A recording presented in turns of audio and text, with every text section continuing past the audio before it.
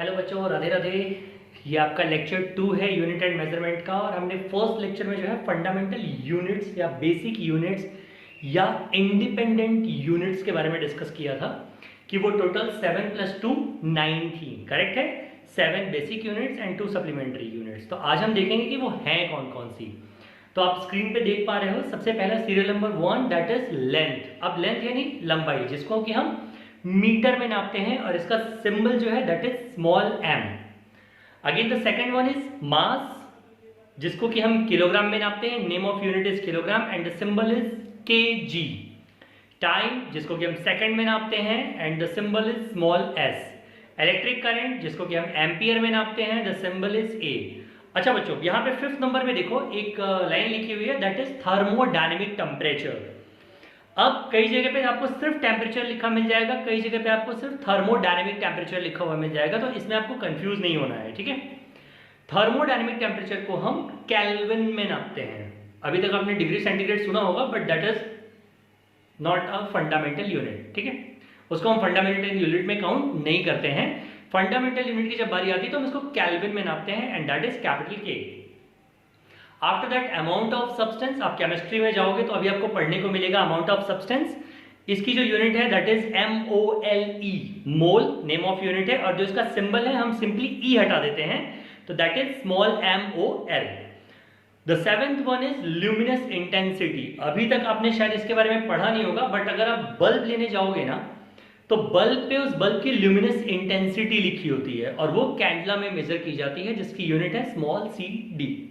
अच्छा, इन 7 यूनिट्स के साथ ना 2 हमारे पास जो है वो सप्लीमेंट्री यूनिट्स भी हैं, that is plane angle and solid angle. Plane angle जो अभी तक हम पढ़ते आए हैं, बोर्ड पे आप एक सिंपली एंगल बना देते हो, that is 30 degree, 40 degree, 50 degree, whatever, 90 degree. तो उसको हम एंगल को डिग्री में तो नापते ही नापते हैं, बट यहाँ पे जो नापेंगे फंडामेंटल यूनिट्स के केस में वो रेडियन में नापेंगे, या ऐसे यूनिट के केस में हम इसको रेडियन में नापेंगे, और जो सिंबल होगा दैट इज RAD।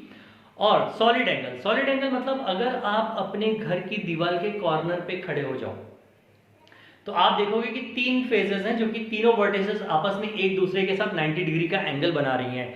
या अगर कभी कोन खाई है, आइसक्रीम, कोन वाली आइसक्रीम है ना, 15 रुपए वाली, 10 रुपए वाली नहीं बात कर रहा हूँ। बहुत सारे लोग इंडिया में ऐसी आइसक्रीम मांगते हैं, 10 वाली देना, 15 वाली देना, नहीं, I am talking about cone ice cream.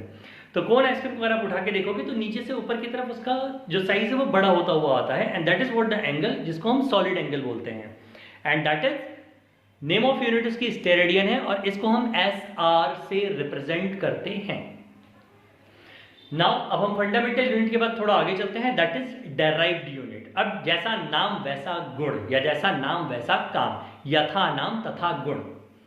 तो units which are derived from fundamental units is called derived unit. बात ही खत्म हो गई, ठीक है बच्चों। जैसे फॉर एग्जांपल में मैंने 3 बेसिक एग्जांपल लिए हैं, जैसे फोर्स हो गया। अब हमने 9th क्लास में पढ़ा होगा कि that is F = ma, force = mass × acceleration. तो मास का अगर आप इस साइड देखोगे तो सिंबल क्या है, दैट इज kg, तो हमने kg लिखा हुआ है। एक्सीलरेशन दैट इज मीटर पर सेकंड स्क्वायर, तो मीटर को m लिखा है, पर second square that is ms-2 हो गया है। तो इसकी जो डायरेक्ट यूनिट हो गई वो kg/ms-2 हो गई। साथ ही साथ हम इसको न्यूटन से रिप्रेजेंट करते हैं, इसलिए मैंने अलग कलर में देखो n लिख दिया है वहां पे, ठीक है। ऐसे ही हम स्पीड की अगर बात करें तो स्पीड को मेजर किया जाता है डिस्टेंस अपॉन टाइम के साथ। डिस्टेंस को आप इस साइड देखो, डिस्टेंस मतलब लेंथ, इसको हम मीटर में नापते हैं तो that is m, and time को हम सेकंड में नापते हैं, दैट इज s। आपका नीचे से ऊपर गया तो पावर जो है वो माइनस में हो गई, that is ms-1। Third one is pressure. Pressure का फॉर्मूला हमें पता है, फोर्स अपॉन एरिया, यानी पर यूनिट एरिया में कितना फोर्स लग रहा है वो प्रेशर कहलाता है, करेक्ट। तो फोर्स के लिए हमने ऊपर ही डिराइव किया हुआ है, दैट इज kg/ms-2, हमने उसको एज इट इज ले लिया। एरिया अपने को पता है length into width. Again length के लिए यूनिट जो है वो मीटर है, विड्थ के लिए भी जो यूनिट है वो मीटर ही है, तो m इंटू m, एक m से एक m कट गया और जो नीचे m था वो ऊपर चला गया, तो दैट इज अगेन kg/m-1s-2। साथ ही साथ इसका जो सिंबल है दैट इज PA, पास्कल से भी रिप्रेजेंट करते हैं। आज बच्चों सिर्फ इतना ही, हम फंडामेंटल यूनिट और डेराइव्ड यूनिट समझ चुके हैं। अभी अगले लेक्चर में जो है हम डायमेंशनल एनालिसिस की तरफ चलेंगे, डायमेंशंस के बारे में बात करेंगे इन यूनिट्स के, ठीक है। चलो बच्चों, कंटिन्यू रहना लेक्चर्स में। राधे राधे।